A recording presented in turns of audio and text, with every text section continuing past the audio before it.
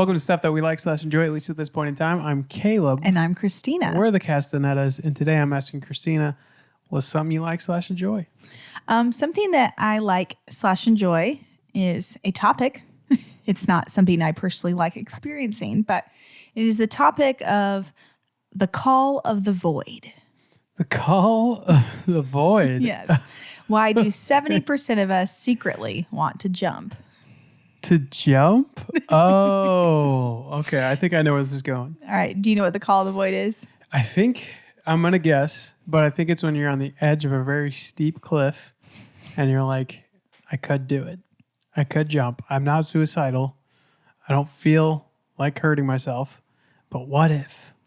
That's pretty close. That's my guess. That's pretty close. Okay. Yeah. So I'm going to start by reading some anecdotal stories about this phenomenon, and then as well as a little bit more scientific stuff. And then, some questions. So this is from a Reddit post called Intrusive Thoughts is the thread. So obviously this isn't scientific, but just interesting people's experiences. So I was on the 86th floor of the Empire State Building. Gorgeous view. Suddenly my brain went, you could climb over this railing right now and no one would stop you.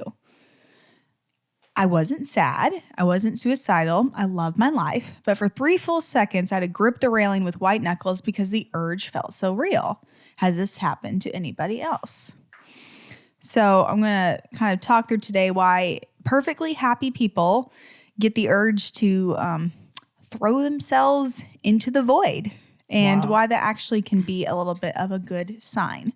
Wow. So what a good topic, first off. Good job. Thank you. Thank you. I would have never thought to do this. Yeah. So the definition of the phenomenon, it's from a French term, call of the void. So in French, it's, excuse my French, literally, l'appel de vide, which means call of the void in French. And it was coined by French existentialists, and then it's become more popular in psychology. The academic or more common name for it today is high place phenomenon. So this phenomenon we get when we're up at high places that maybe I could just, what would happen if I just jumped or fell? So it doesn't have to do just with the idea of like, wow, I'm standing on the edge of this, railing and there's a waterfall. What would happen if I just popped over? It can also happen with different scenarios. So there's a study that was done in 2020, and 73% of people experienced this in regards to bridges or tall buildings, 61 driving. So you're going down the highway and you're like, what if I just drove off the road or into the semi? Train and subway platforms. So 44% of respondents. So you're waiting at the subway, which Americans aren't as connected to that unless you live in a big city. What if I just stepped in front of this train? Okay. Or even when you're in the kitchen with like, what if I put my hand on this burner? Just that thought. So kind of, it's all placed under high place phenomenon, even though you can experience it not in a high place while you're driving. Yeah. Stepping off, something like that. Can I take a stab at what it is before we get into it? First off, I would love to know, have you ever experienced this feeling? Totally. Okay. Yeah. No, absolutely. Especially what the driving like? one. Okay, driving, yeah. All the time. I mean, just driving on the road, being like, wow, I could literally drive off the side of this highway into this ditch and that would be it. And the only thing keeping me on this road is this very faulty brain that can't remember very well, you know what I'm talking about? Yes. And then I start to think about the people around me and be like, they're faulty as well. That they could do that too. And they could do that too. How interesting. Yeah, because I mean, I consider us decent drivers. I'm more afraid of other people driving. So I start to consider that, and then it kind of tumbles together. Right. And what if they have this feeling? Yeah, and they so act on it gets a little bit out of the void thinking, but I definitely have this all the time on the road. With driving, okay. Have you ever experienced it while you're on like a bridge or hiking or something like that? Oh, for sure. Yeah. The only time that this has been fulfilled is when I went skydiving. And that was, I cannot recommend not fulfilling the call of the void enough if you don't have a parachute on your back, because once you do jump off, it is like, what the H am I doing right now? You're like, I take it all back. Yeah, exactly. Anyways. Interesting. So yeah, you want to give a stab at like why people are like, I'm just going to, maybe what would happen if I just yeeted myself off the bridge? We're here to celebrate the life of Jeremy, who yeeted himself off the bridge. The Empire State Building. Just wanted to know if he could.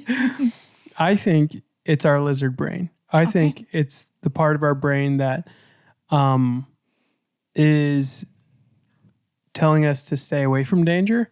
But in this day and age, we're not experiencing danger enough. And so that lizard brain is telling us to like not stay away from dangerous stuff enough. And so your brain actually can walk itself in the other direction and be like wanting to put itself in danger because it needs that lizard brain to take over and be like, don't do that.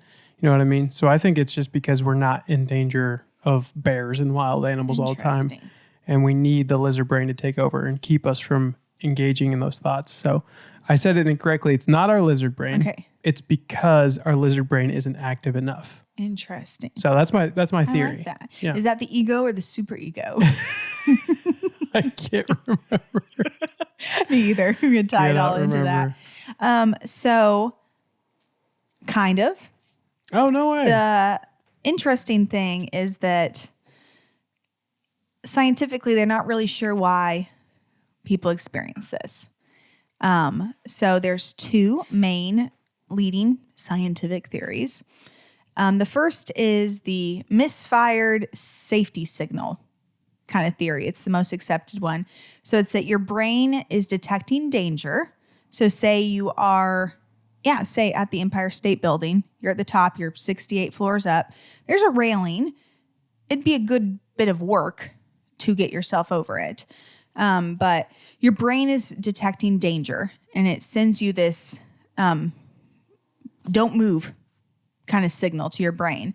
And perhaps a tiny timing error in your prefrontal cortex makes you consciously experience this like inhibition of like, don't do it, as maybe I wanted to do it. Oh.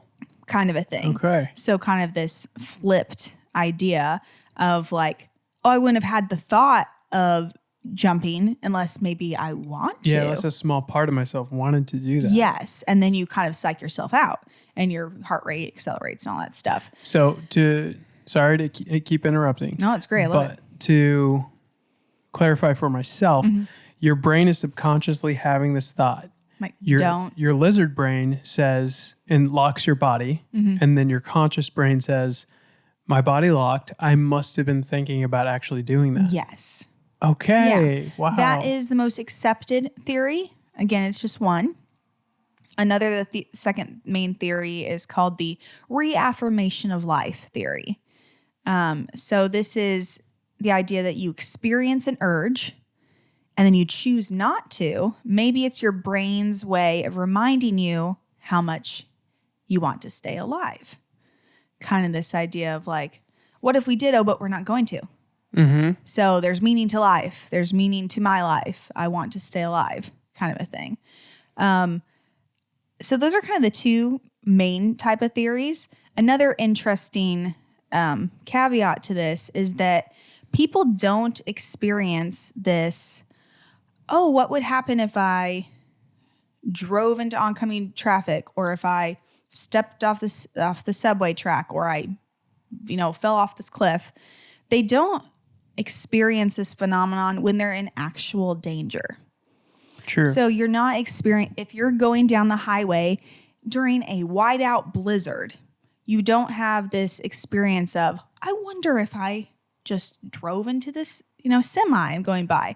Or if you're actually rock climbing and the ropes are like breaking and you're like slipping, you don't have this thought of, I'm just going to jump.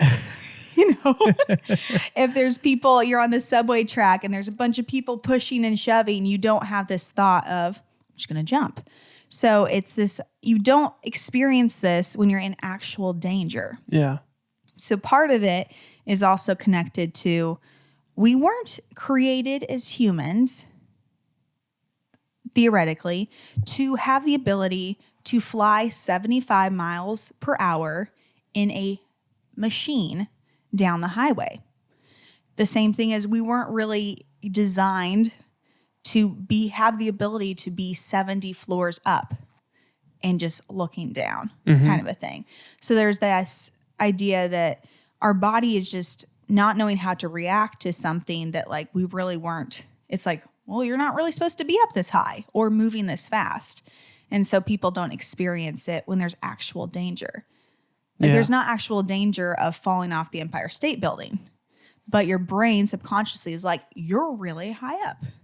What about, because I could see myself if I wasn't in either of those scenarios and I tried to stay on low ground and just flat plains and live off of berries and before the time of technology, I could see myself in a field looking down at like, let's say a stick sticking out of the ground and being like, well, I could just fall and like stab that into my eye right now.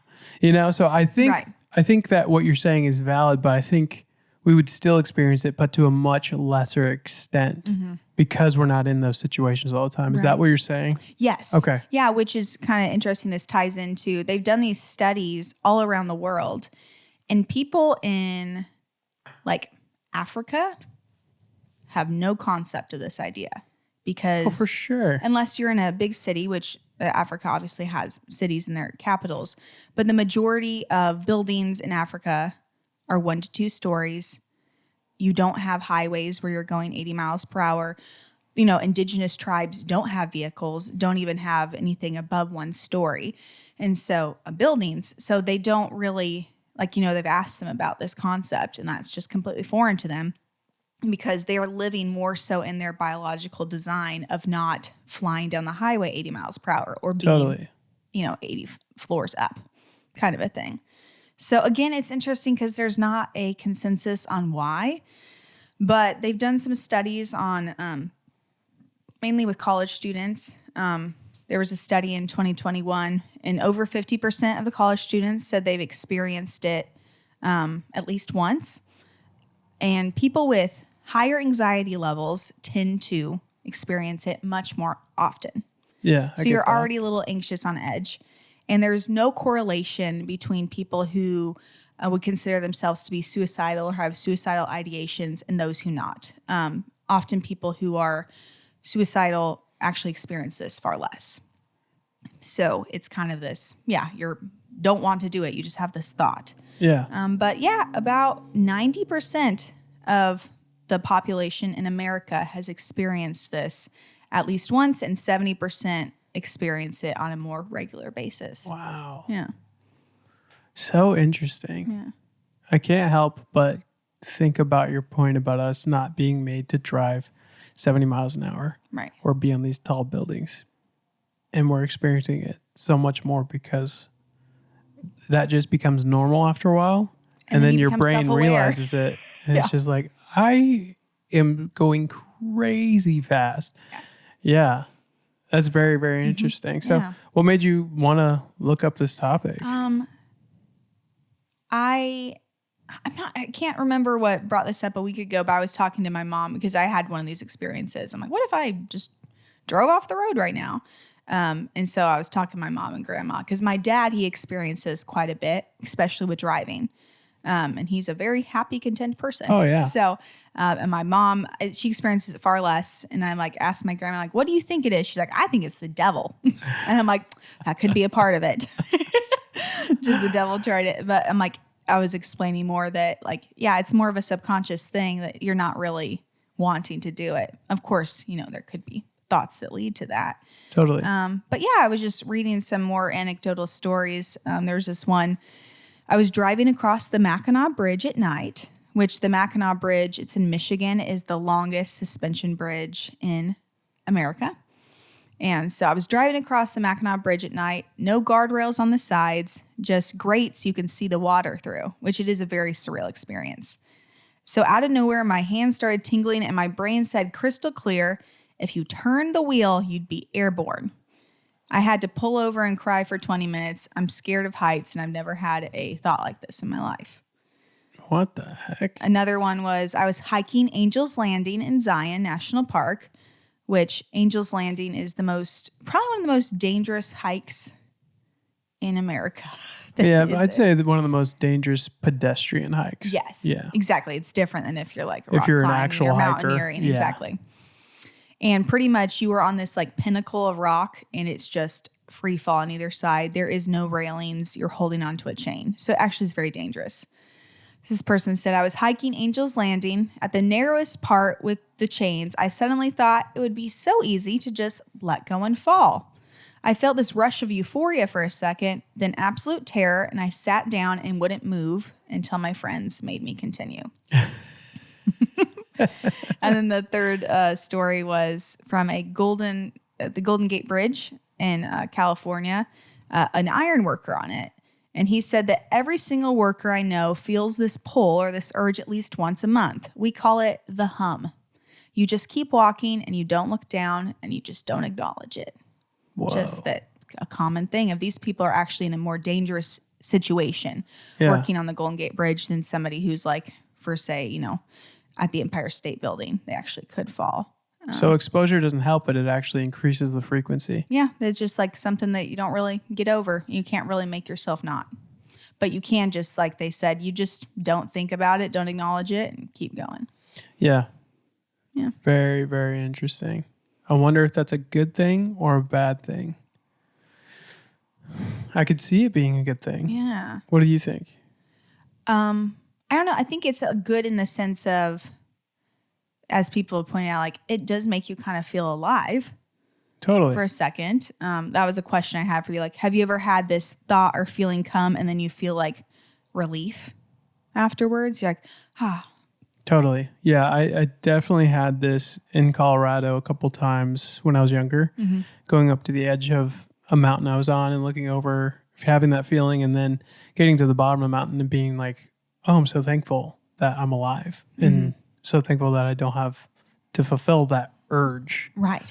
So I've definitely felt relief afterwards, Yeah. which is really cool. And maybe that's what it's for, is to make you, like they said, one of the reasons could be to make you feel thankful for being alive. Exactly. Yeah. What about you? I'm not sure if I've ever felt like relief per se, because I've never really kept thinking upon those thoughts. Like I'm just really good at like, I have a thought and then I just don't think Move on that. past it. And we're going Yeah. on. So I can't say that I've ever like been like, wow, like ever really contemplated that thought popping into my head. Like, because I mean, I'm not scared of heights, but I think it's natural to have that like, oh, wow, that's really far. I've definitely had it with hiking or driving and stuff, but I usually just move past it. I feel soon enough that there isn't like I wasn't stressed out about the thought long enough to there be a kind of relief. Well, I also think it applies to bodily harm because I've had this feeling when it comes to like working at my dad's body shop and I'm holding a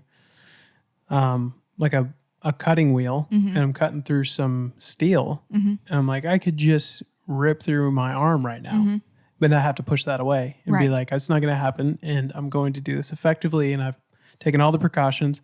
And so I think it's not limited to, ending your existence. It's probably anything related to physical harm. Exactly. Like you're in this point of danger, kind of back to our analogy of like, we weren't really created to careen 80 miles per hour down the road or be 70 stories up. Same thing like with the blade saw. Like that's something that like really pretty dangerous. Yeah.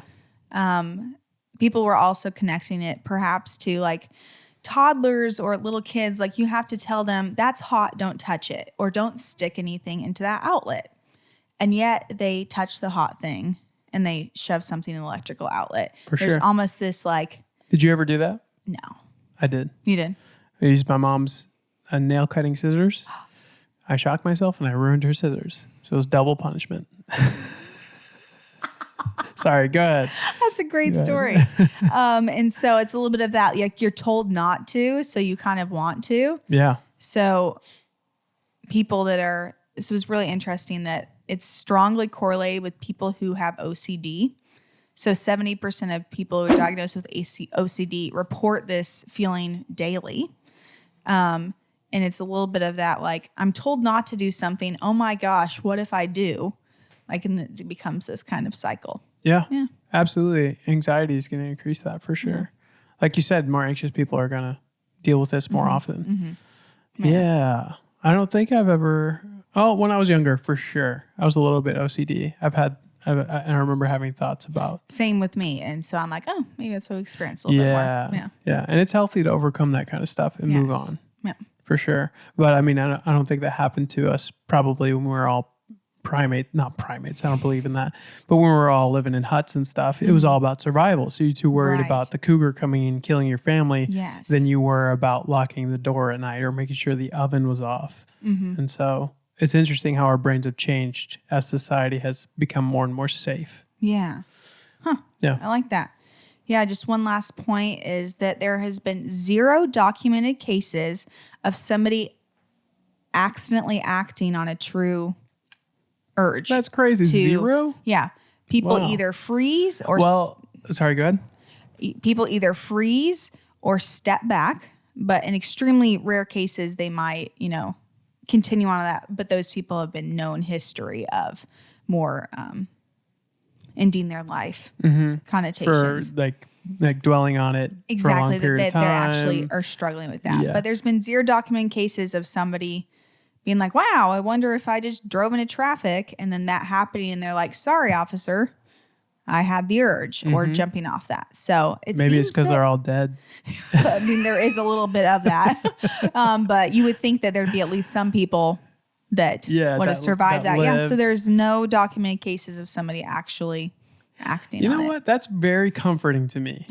I didn't know that until this moment, but thanks for doing this topic because I feel a lot better knowing that. So I would love to know from our listeners if you have ever experienced high place phenomenon or the call of the void, and does it like freak you out? What do you do with that? Does it make you feel adrenaline? Yeah. The call of the void. Yeah. Just learning more about like the reality of it make you feel better. Like, oh, there's not really something wrong with me. Maybe it's just a biological, our brain's like, what are we doing here? Totally. And like I gave the example, like nobody actually experiences this when they're in a dangerous situation. Yeah. It's, situations that could potentially be dangerous. Yeah. I think this could bring a lot of comfort to people, honestly, because going through therapy, I remember a technique that they would tell you to do is whenever you feel like you're in an argument with somebody or there's a contentious statement that's made, you have to reply to, you got to tell yourself in that moment, I'm safe. Like there's no physical harm that's about to come to me for saying anything right now. Yeah.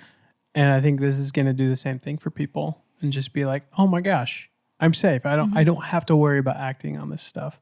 But I would, people out there, if you have this urge or if you've had this and other weird scenarios, we'd love to hear from you. Yes, be very interesting. Yeah. Awesome topic. Cool. Thank you. Very well done. Thank you. Loved it. So we're going to hop back into the Book of Enoch. To recap what we went over last week. As a reminder, we are in the Book of Parables, which is the second collection or kind of book in the overall Book of Enoch.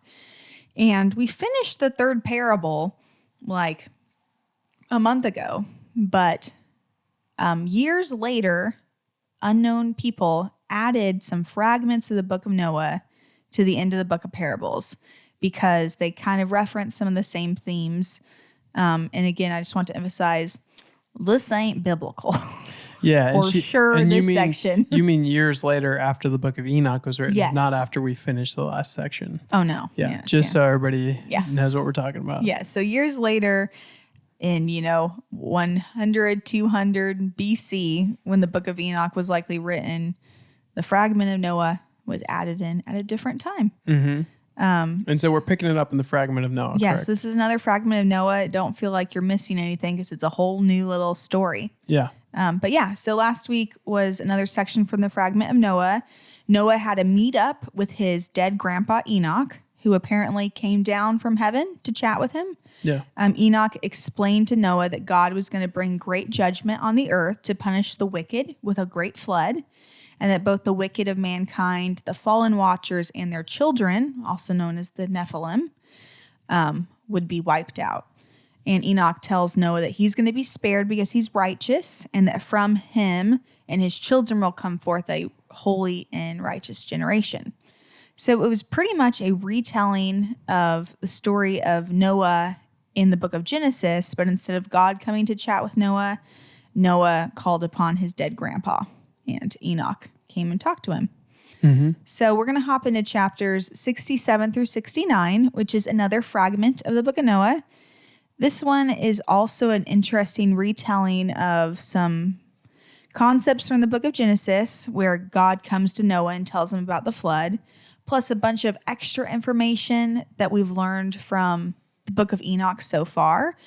So it seems as if the writers of this fragment of Noah were using the original book of Enoch and the book of Genesis as like source material, and then kind of mushed it all together and added some other interesting thoughts. Yeah. So hope that explained a little bit of it. That was perfect. Thank you. Let's get into it. All right. So in this chapter, like we said, we continue to follow Noah. So the word of the Lord comes to him and says that Noah's lot has come up before the Lord without blame. So Noah is then told that the angels are making a, quote, wooden building, they think is the translation. We can safely assume this is the ark, and that when the ark is finished, the Lord will put his hand upon it and preserve it. And that from that wooden building shall, quote, come forth the seeds of life, and change shall set in, so that the earth will not remain without inhabitant. Yes, so it's kind of like a little bit of a retelling of the story of God coming to Noah, but instead of, it says, Noah, you've come before me, you're righteous. That's in the Bible. But instead of God telling Noah to build the ark, apparently God's letting him know some angels are making, my translation said, a wooden structure. Yours said a building. Yeah. And that when the angels have finished building this wooden structure, I will preserve mankind through those who go in it. So kind of interesting. I have no idea why the writers, were into the idea of the angels building the ark. If you see the movie Noah, which came out, 2014 or something. Yeah, with Russell Crowe. With Russell Crowe and the gal from, wasn't it Twilight?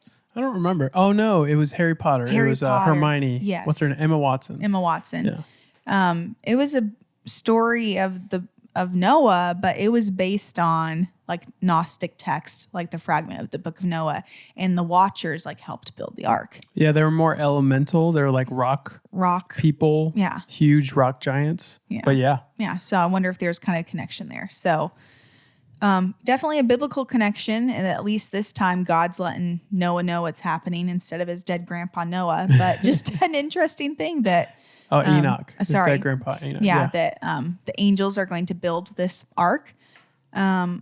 Also, there was a big emphasis in this passage on the seed of life, and from Noah's children would be a blessed. They would be blessed on the earth in the name of the Lord. So this really echoes what we see in the book of Genesis, where God says to Adam and Eve, Noah and Abraham to be fruitful and multiply, and that from their offspring would be a blessed generation that would bring salvation to the earth, which ultimately is Jesus. Yeah.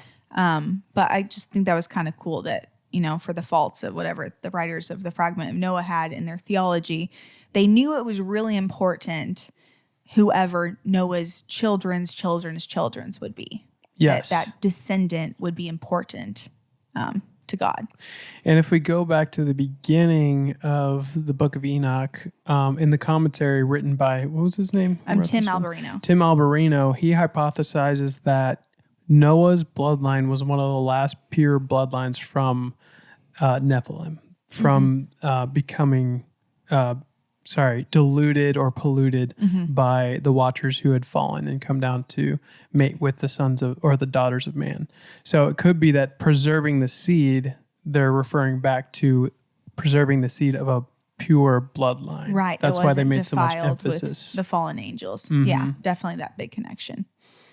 So the Lord goes on to say that he will, it goes on from that and straight into God saying he will imprison those angels who have shown unrighteousness in that burning valley, which my grandfather Enoch had formerly shown to me in the west among the mountains of gold and silver and iron and soft metal and tin, which was actually previously in this parable, in one of the parables. Yes, is in chapter 54 of the Book of Enoch, where it talks about the fallen angels or the fallen watchers are imprisoned in a burning valley. Yeah. Let's see. Then Noah sees a valley where there is a convulsion of waters. So this lost me a little bit. Yeah, this took me a while to get through. Yes. So a convulsion of waters, and somehow there was the smell of sulfur, and it was connected to those waters. That's a quote right there.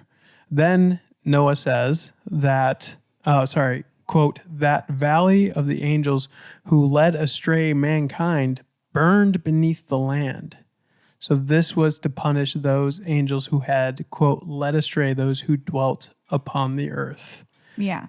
So again, it's just kind of, this is probably why they kind of added this in from the fragment of the Book of Noah. It's kind of reiterating some stuff we saw in the Book of Enoch in chapter 10 and 54. Both talk about this valley filled with fire where the fallen angels will be punished, kind of leading into the idea of Gehenna or Sheol or hell, like a fire, all that good stuff. But what gets weird is the writers are kind of trying to connect the judgment on the earth with the great flood, with the judgment of the angels at the end of the age being burned in fire. Yeah. So it pretty much says that, so strange, that through the valleys proceed streams of fire where the angels are punished who had led those astray on the earth. So these angels that taught humankind wicked things are being punished with streams of fire. But then it says, then those streams of fire will cool down and turn into the waters that flood the earth.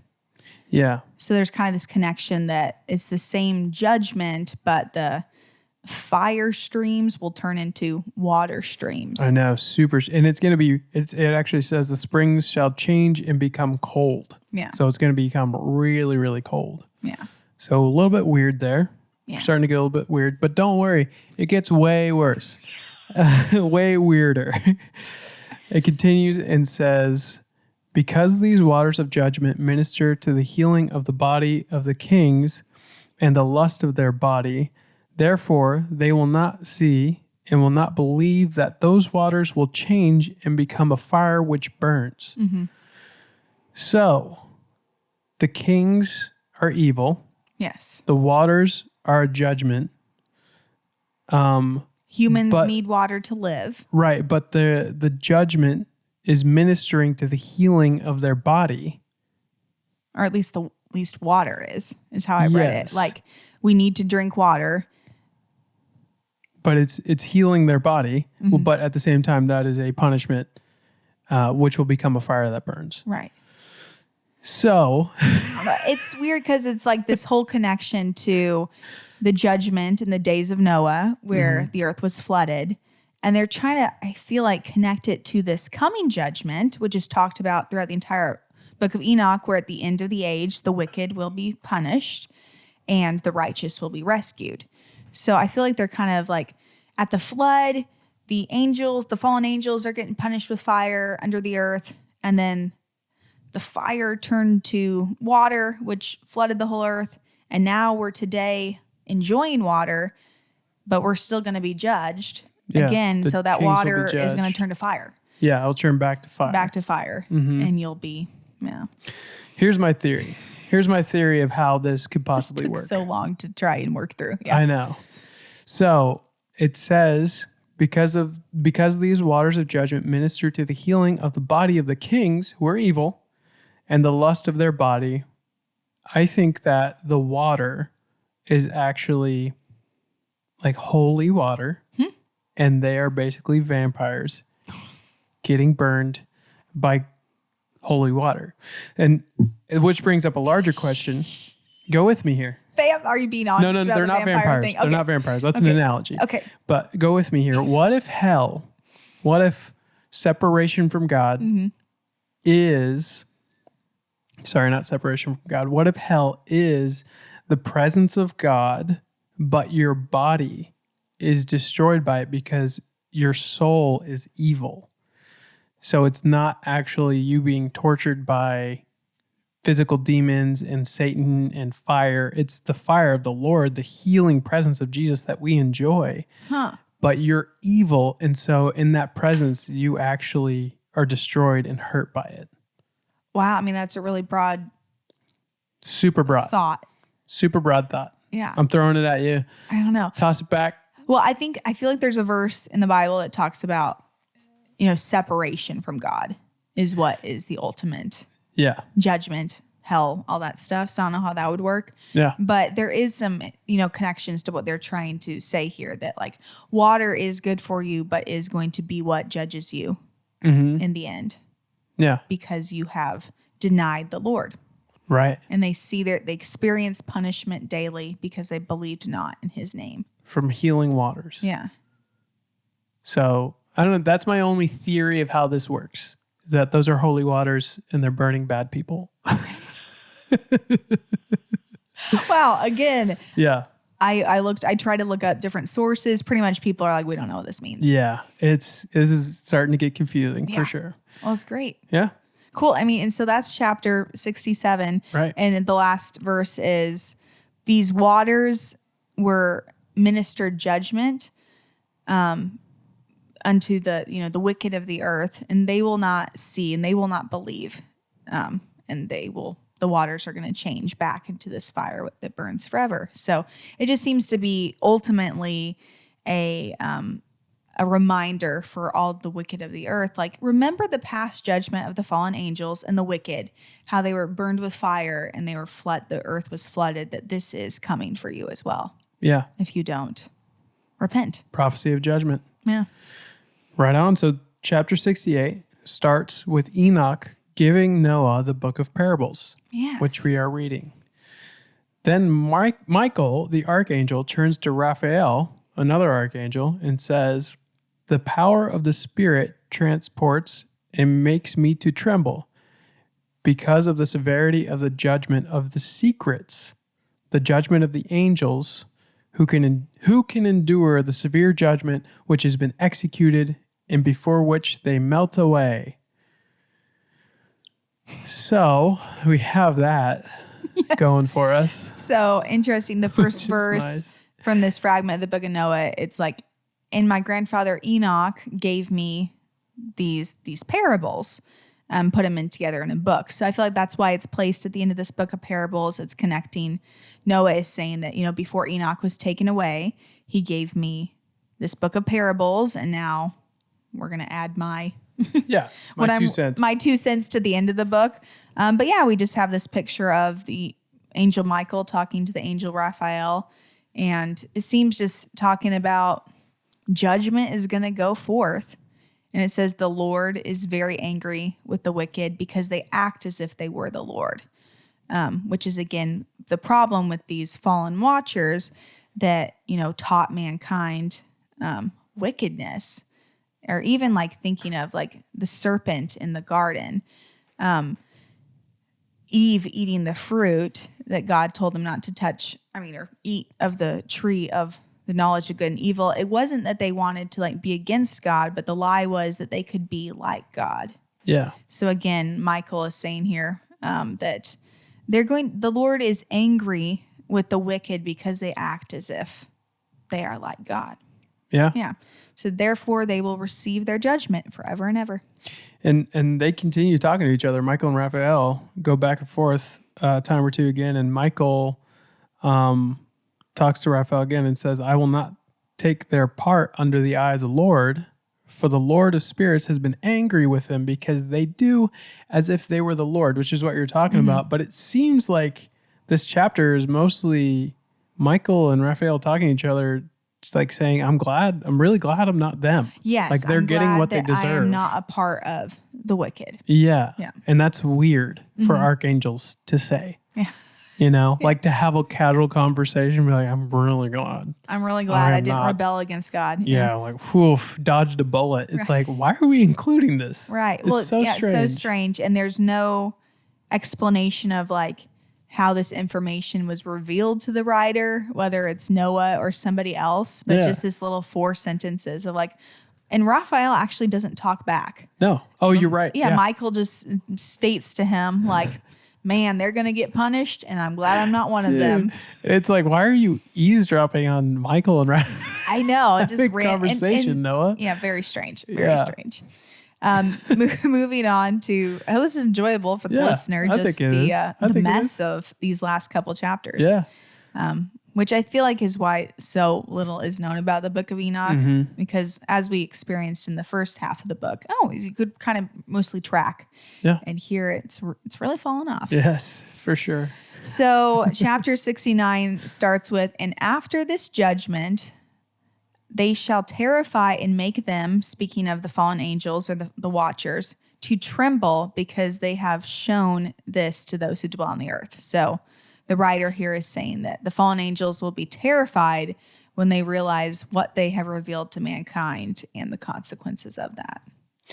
Yeah, and it says the first one, this is really interesting because it says the first one who came to earth of the fallen watchers and led the people astray through the daughters of men, his name is Jacon or Jacon. Yeah. Which I thought... We get a new name. Yeah, I thought it was Samjaza or Samyaza, however you say that, which was what Enoch said early in the Book of Enoch. Chapter the first 6. book. Yeah, 5 or he 6. He said chapter 5 or 6. He was like, Samjaz is the first one who came down. And right here... That he was the leader of the fallen watchers. Yeah, and here Noah is saying it was Jacon. Yeah. I'm like, what is going on? Yeah. So verse 2 in chapter 69, it says, and behold, of those angels, these are their names. And it lists 20 angels. Because in Enoch chapter 6, it says there were 20 angels that were like the leaders over the group of angels who rebelled against the Lord. But strangely, these 20 names listed, only one of them is the same as the 20 names that were listed in the Book of Enoch, chapter 6. So we get a whole new list of names. Their names are bizarre, honestly. I don't know how to pronounce them. Yeah. I gave up. Symphazel, Temuel, Terrell. Kazdeja, One's called Betrayal, so that's a cool one. That makes sense. That makes straight up sense. Azazel is mentioned twice. There you go. Which was a angel, fallen watcher that was mentioned in the Book of Enoch. Mm-hmm. And Semyaza is mentioned. Yes. In the names that Noah puts down, but then not mentioned as the first one. He's just mentioned as a name. Yeah. I literally put in the notes, weird. Weird. Love it. Yeah. It then goes on to describe the acts of each of the aforementioned fallen watchers who are new to us. Yes. For the most part. Among those I found most interesting, and you'll probably have more on this, but I'm going to say my piece first and then you can dive deep. Mm-hmm. I found the most interesting was Kazdeja, who they said showed the children of men all the wicked smitings of the spirits and demons and the smitings of the embryo in the womb, that it may pass away. And obviously abortion. Mm-hmm. And then they mentioned Penamui, who taught the children of men the bitter and the sweet. He taught them the secrets of their wisdom. Then there's a lot of hullabaloo about the oath of Bika. But let's get back to the angels that they named and what they did. Did you have anything on that? Not too much. Okay. Other than, just a bunch of hypothetical stuff about these new 20 angels, or 18 of them are new, and what they did. I feel like it's trying to add, it's almost like a fan fiction of the Book of Enoch. That's a great way to put it. Yeah. Especially the first part of the Book of Enoch. What's that called again? I can't remember. The first part? Yeah. It's like the Book of Parables is the second part. Okay. It might just be the Book of Enoch. The Book of Enoch is... It is the Book of the Watchers. The Book of the Watchers. Okay. So in the Book of the Watchers, there is this description of like 3 or 4 different angels, and they taught mankind sorcery, magic, how to make metal. And so I think they're kind of trying to be like, oh, let's explain what evil fallen watcher taught mankind abortion or taught mankind these other things.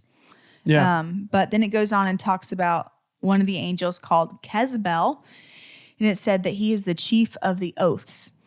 And says that this angel Kezebel requested Michael to show him the hidden name, so that all might tremble before this name, and that they could use the power of this name in their deeds.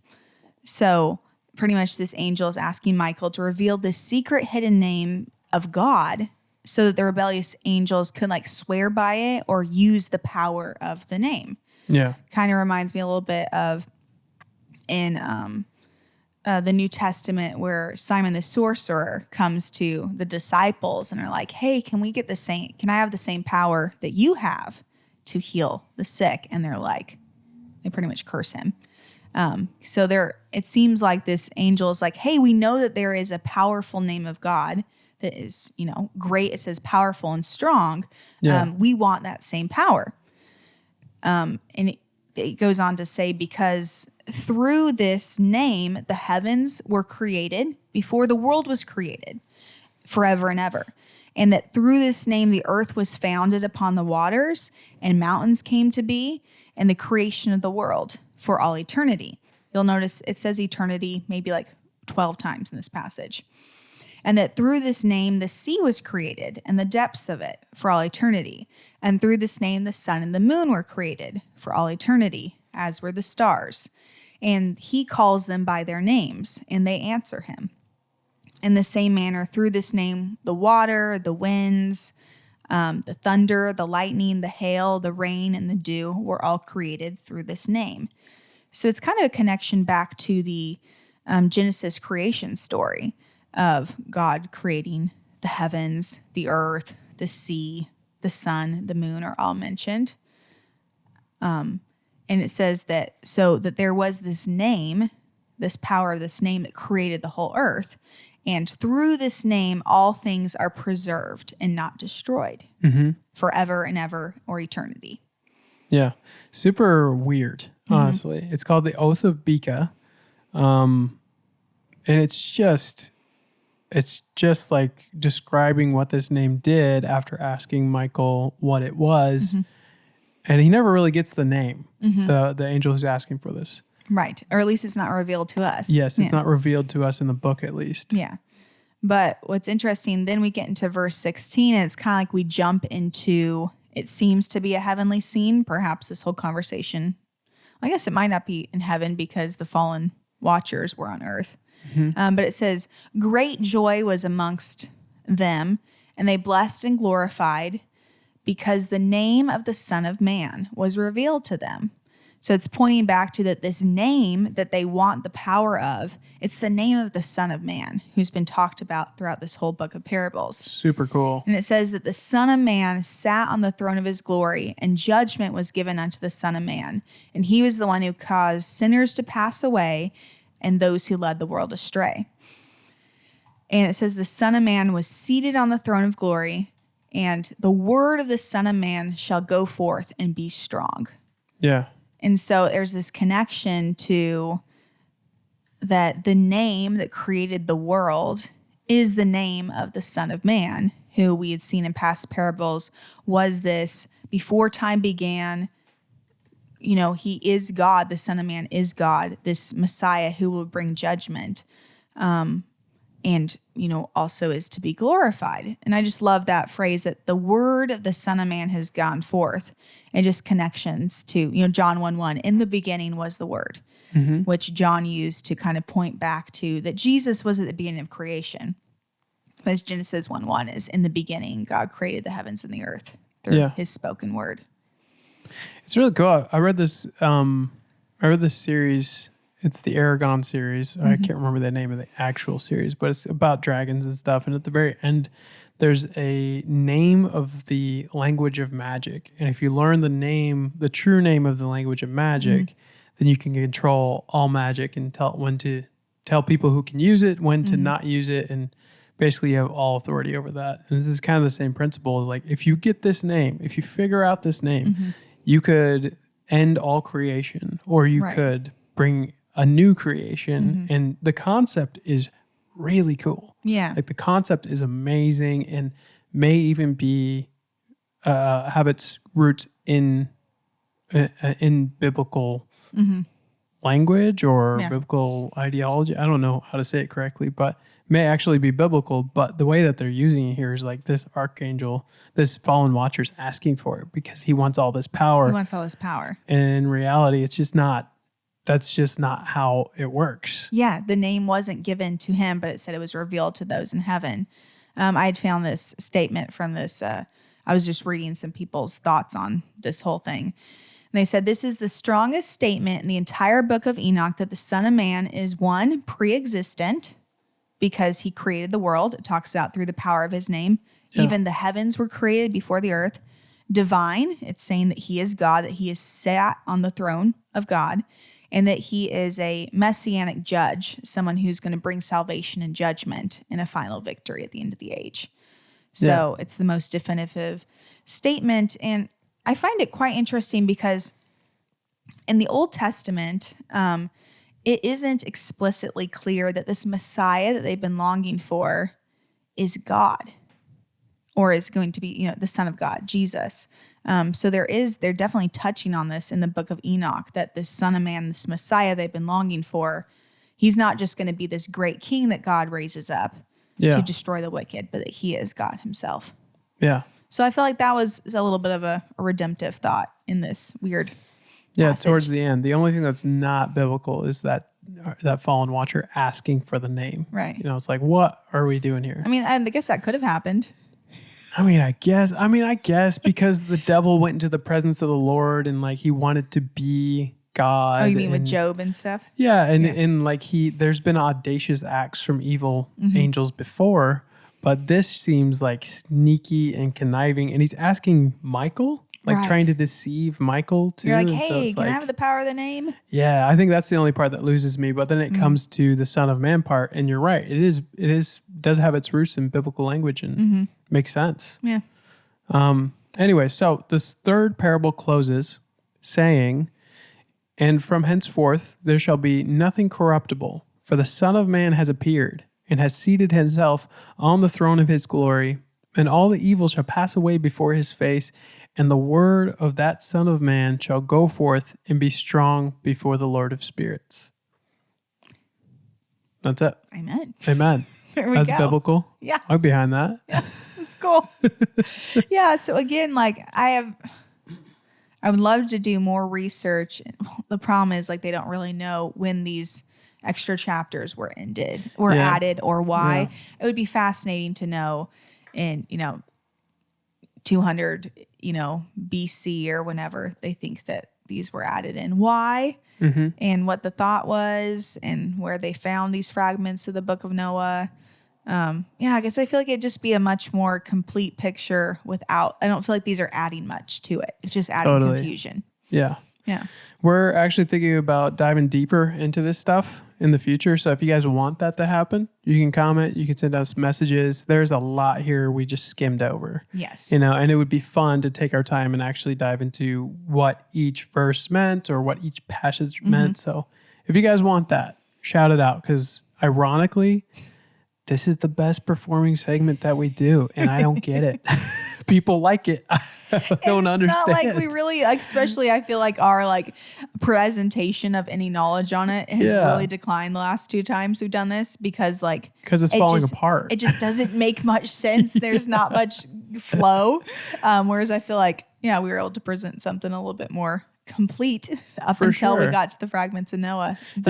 But if people want more, if you guys want more of that, we understand and we're down to do it. But you gotta let us know. So just write in if you want it, and we'll go a little bit deeper on this because it's interesting. We like it. Yeah. We just want to know that there's a hunger out there for it. So. Exactly. Yeah. So that's to sum up this next section of a fragment of the Book of Noah. We have 2 more chapters. Yeah. And then we'll officially be finished with the Book of Parables. Crazy. And these next 2 chapters are, once again, it's not a fragment of the Book of Noah. Mm-hmm. It's just kind of like people tried to sum up the Book of Enoch as we know it and kind of put a little bow on it.